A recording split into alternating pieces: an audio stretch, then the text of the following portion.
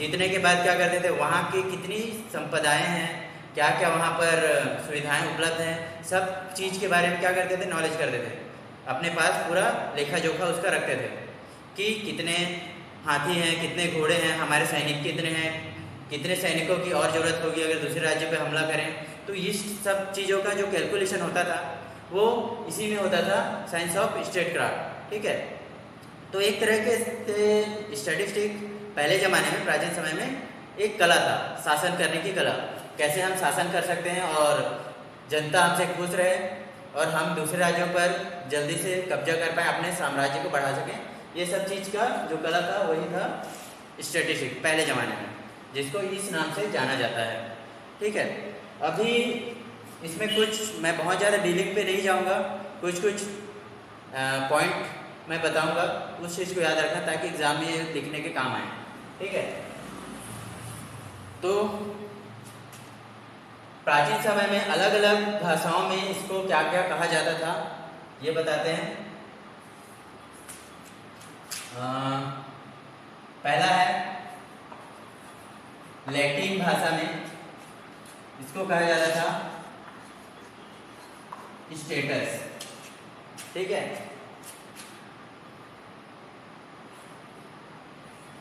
German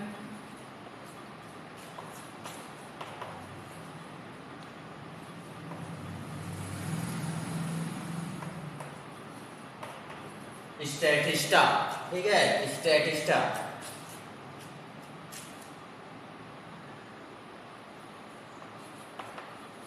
Italian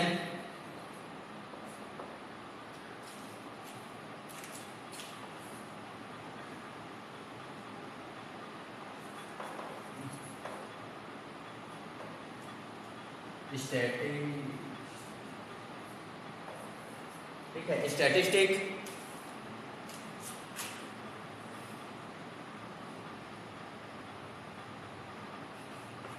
French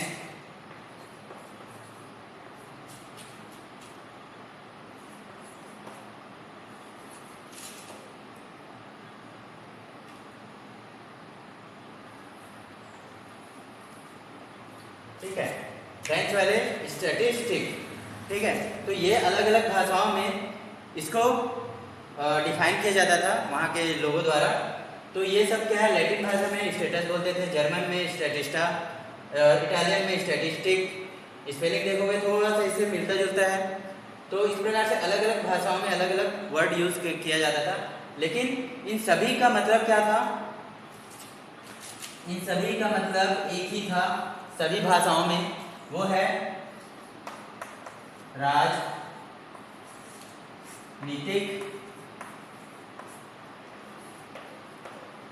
स्थिति। ठीक है, ये सभी का मतलब क्या था, राजनीतिक स्थिति। मतलब इनसे राजनीतिक स्थिति मतलब उनके जो स्थिति है, परिस्थिति है राजाओं की या उनके साम्राज्य की, उसके बारे में इन सब में डिटेल रहता था। इन सभी शब्दों के अंदर में राजनीतिक स्थिति के बारे में पूरा लेखा जोखा बताया जाता था।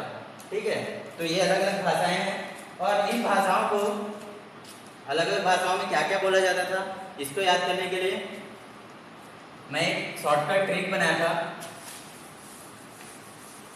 और उसी का यूज करके मैं यहाँ पर इनको लिख पाया हूँ।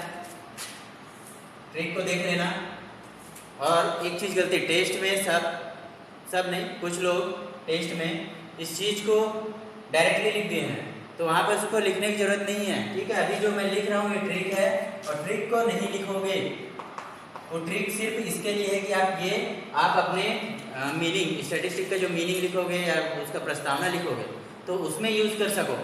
ठीक है, ट्रिक को हमको नहीं लिखना है, ट्रिक याद रखना है बस।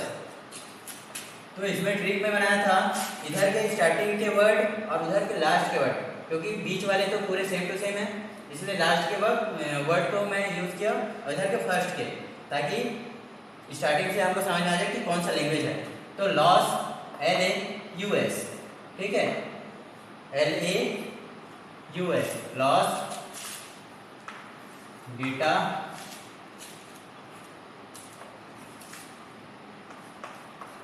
इटिक, और ये लास्ट वाले में थोड़ा 3 वर्ड ले लिया हूँ। 3 वर्ड इसलिए क्योंकि इसमें लास्ट में 3 वर्ड जो है एकदम से अलग है, इस कारण से 3 वर्ड। तो लॉस गेटा इटिक प्रिटी, ठीक है, इटिक प्रिटी। तो इस प्रकार से हम ऐसे सामने और पीछे के 2 वर्ड को मैं मिला के यहाँ पर एक ट्रिक बनाया ताकि ये लैंग्वेज में क्या क्या बोला जाता था वो मुझे याद रहे, ठीक है। तो इसको एग्ज़ाम में लिखना नहीं है, हमको लिखना इसको है, ठीक है, ताकि आप थोड़ा सा उसमें लेंथ बढ़ा सको स्टैटिस्टिक को, क्योंकि बहुत ज़्यादा हम लेंथी नहीं लिख पाते क्योंकि ये टेक्निकल चीज़ है, इसमें फ्रिकोलॉजी चलता नहीं है। तो जो जो एक्चुअल में है बस उसको लिखो। तो थोड़ा सा मैं पॉइंट को बढ़ाने के लिए ये बताया हूँ, ठीक है। आगे बढ़ते हैं। अब पढ़ेंगे कि स्टैटिस्टिक का अर्थ, ठीक है। ये थोड़ा सा प्रस्तावना के लिए हो गया।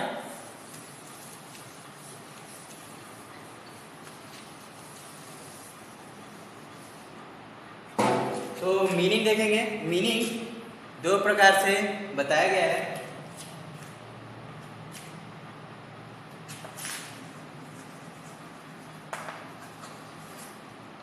ठीक है। मीनिंग तो फर्स्ट है सिंगुलर, सेकंड है प्लूरल, ठीक। तो सिंगुलर में क्या होता है, बहुत छोटा से लाइन में इसको डिफाइन कर सकते हैं हम लोग। सिंगुलर में एक वैज्ञानिक पद्धति या विज्ञान को हम क्या बोलते हैं, स्टैटिस्टिक।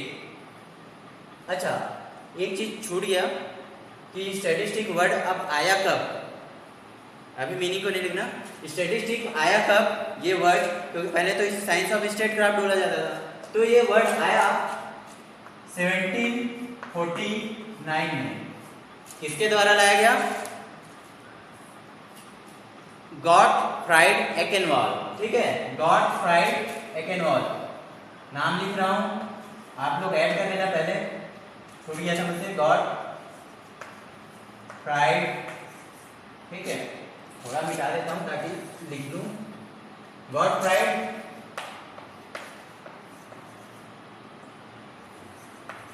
एकेनवॉल, ठीक है।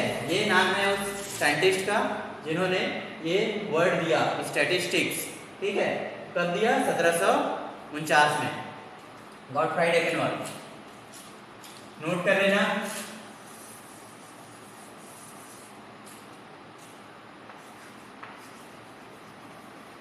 ठीक है।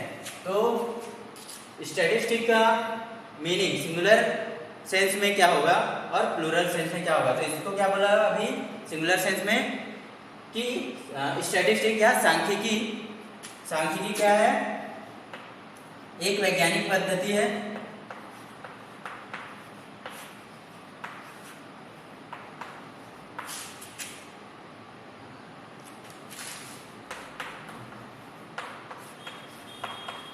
वैज्ञानिक पद्धति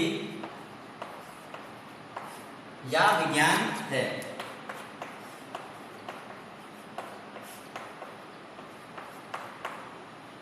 ठीक है।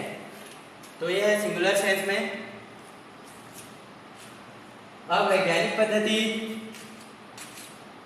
मतलब जहां पर हम थोड़ा सा साइंस को यूज करते हैं कि कैसे और कितना और कब, ये सब चीज़ों के बारे में जब डिटेल दिया जाता है तो उसको अब देखना यहाँ पर सांख्यिकी, ठीक है। तो उसको क्या बोलते हैं, सिंगुलर सेंस में मीनिंग है, ठीक, ये कि सांख्यिकी एक वैज्ञानिक पद्धति है या विज्ञान है। लेकिन सिंगुलर सेंस में हम क्या लिखते हैं, स्टैटिस्टिक, एस नहीं होता, ठीक है, वो होता है प्लूरल सेंस में, स्टैटिस्टिक्स। जब हमको बहुवचन बनाना होता है तो क्या करते हैं, इंग्लिश में लास्ट में एस या ई एस जोड़ देते हैं। सेम यहाँ पर स्टैटिस्टिक बोला जाएगा, वहां पर स्टैटिस्टिक्स करके बोला जाएगा। अब प्लूरल सेंस में आंकड़ों का समूह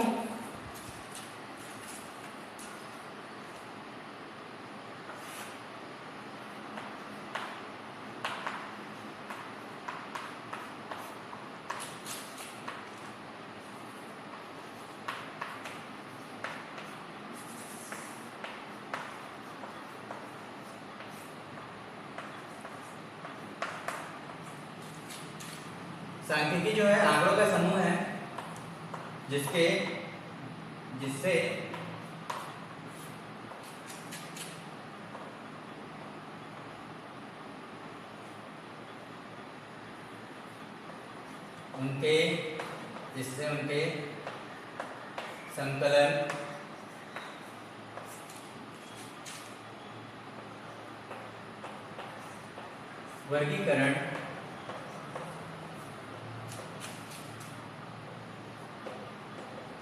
प्रस्तुतिकरण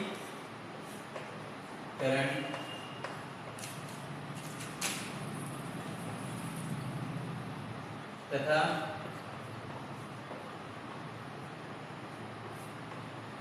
विश्लेषण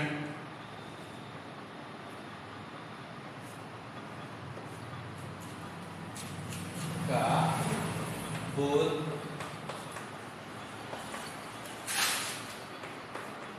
होता है। ठीक है, बहुवचन में अगर देखा जाए प्लूरल में, तो सांख्यिकी आंकड़ों का समूह है जिससे उनके संकलन, वर्गीकरण, प्रस्तुतिकरण तथा विश्लेषण का बोध होता है या समझ में आता है। ठीक है, ये हो गया मीनिंग। बहुत ज़्यादा फेकोलॉजी नहीं करना है, स्टैटिस्टिक में कम लिखो, स्पष्ट लिखो। ठीक है, इसमें ज़्यादा फेंकोगे तो आपका नंबर भी फेंक दिया जाएगा।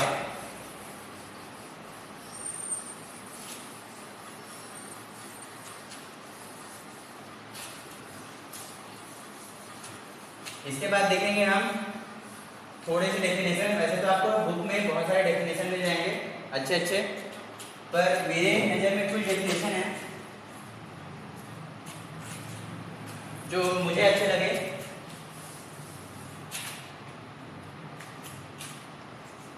चलो परिभाषा देखते हैं।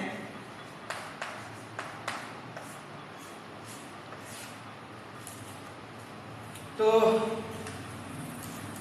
मैं लिख के रखा हूं। एक है पहला परिभाषा, सांख्यिकी गणितीय विधियों का विज्ञान है जिसमें संख्यात्मक आंकड़ों के द्वारा संकलन, विश्लेषण और निष्कर्ष निकालने के सिद्धांतों तथा विधियों का पर आधारित है। ठीक है, यह है पहला जो सिंपली सब हर बुक में आपको मिल जाएगा ये और जो बता रहा हूँ वो एक वचन में परिभाषाएं हैं। बहुवचन की परिभाषा अलग है, एक वचन में परिभाषा। और सबसे अच्छा जो परिभाषा दी है हमारे बाउली, AL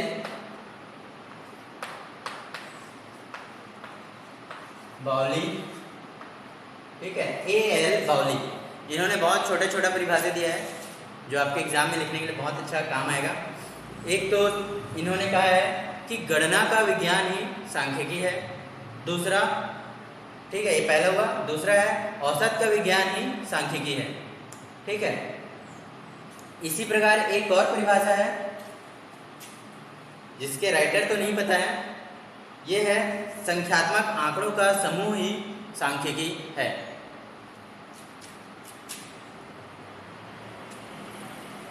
और एक परिभाषा जो वर्तमान समय में बहुत ज़्यादा इसके लिए सटीक है, स्टैटिस्टिक के लिए, वो है संख्यात्मक आंकड़ों के संकलन, प्रस्तुतिकरण, विश्लेषण तथा निष्कर्ष निकालने को ही सांख्यिकी कहते हैं। ठीक है, मतलब क्या क्या वर्ड यूज होता है सांख्यिकी में। पहला तो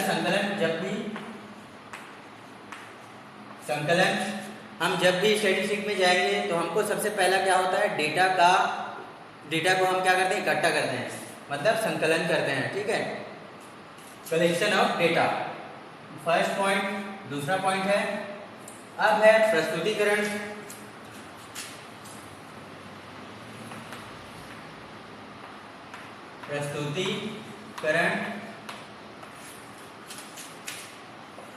जो वर्तमान समय में जो परिभाषा चल रही है, जो स्टैटिस्टिक को सबसे ज़्यादा सेटिस्फाई करती है, वो यही है।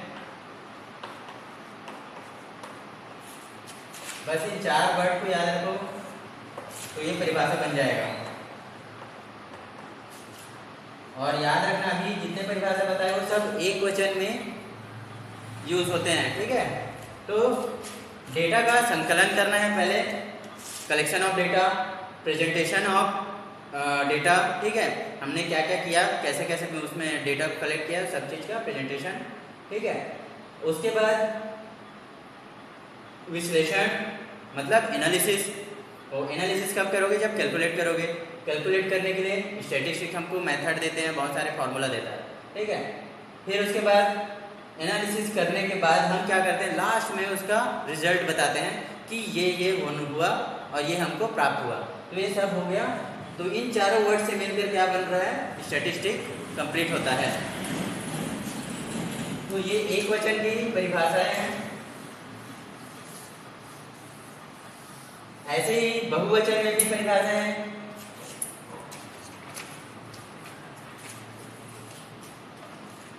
अब बहुवचन में परिभाषा लिखने में टाइम वेस्ट होगा, इसलिए डायरेक्टली मैं बता रहा हूं। बहुवचन में परिभाषा प्रोफेसर हॉरेस सैक्रिस्ट के द्वारा, प्रोफेसर हॉरेस सैक्रिस्ट, ये नाम लिख देता हूं मैं, प्रोफेसर हॉरेस सैक्रिस्ट, ठीक है। बहुत सारी परिभाषाएं बहुवचन में, मुझे इनकी परिभाषा ज़्यादा अच्छी लगी, इस कारण से बता रहा हूँ। पहला इसमें पॉइंट है, इन्होंने सांख्यिकी को कैसे परिभाषित किया, तो ये निम्नलिखित बिंदुओं में परिभाषित किया गया है, मतलब कुछ पॉइंट में परिभाषित किए हैं इन्होंने। तो पहला पॉइंट है सांख्यिकी वह है जो तथ्यों का संग्रहण करता है, ठीक है, पहला। दूसरा, सांख्यिकी वह है जो एक से अधिक कारकों से प्रभावित होता है, ठीक है। सिंगल कोई भी फैक्टर प्रभावित नहीं करता, बहुत सारे फैक्टर जो है डेटा के लिए प्रभावित करते हैं। तीसरा, सांख्यिकी संख्यात्मक रूप में होता है। चौथा, इसमें शुद्धता का स्तर अनुमानित होता है। पांचवा, सामान्य व्यवस्था में संग्रह होता है, वही सांख्यिकी कहलाता है। अब सामान्य व्यवस्था में कोई भी डेटा को है, हम जाके बहुत ज़्यादा कुछ साइंटिफिक चीज़ करके हम लोग डेटा प्राप्त नहीं करते हैं। आराम से किसी का हाइट देखना है तो नाप ली, मेजर किए और हाइट लिख लिए, वेट देखना है तो वेइंग मशीन से निकाल के वेट निकाल लिए। तो इस प्रकार जो आसानी से हम संग्रह करते हैं वो व्यवस्था ही सांख्यिकी है। सातवां पॉइंट, यह पहले से निर्धारित उद्देश्यों के लिए होता है। हम जब भी सांख्यिकी या स्टैटिस्टिक का यूज़ करते हैं, हमारा जो एम है, जो लक्ष्य है, वो पहले से हम डिसाइड करके रखते हैं और उसी के अकॉर्डिंग हम आगे बढ़ते जाते हैं और स्टैटिस्टिक का यूज़ करते हैं, ठीक है। सातवां पॉइंट, यह इसमें जो डेटा होते हैं वो एक दूसरे से संबंधित डेटा होते हैं। तो इस प्रकार से हमारा जो परिभाषा है वो ख़त्म होता है।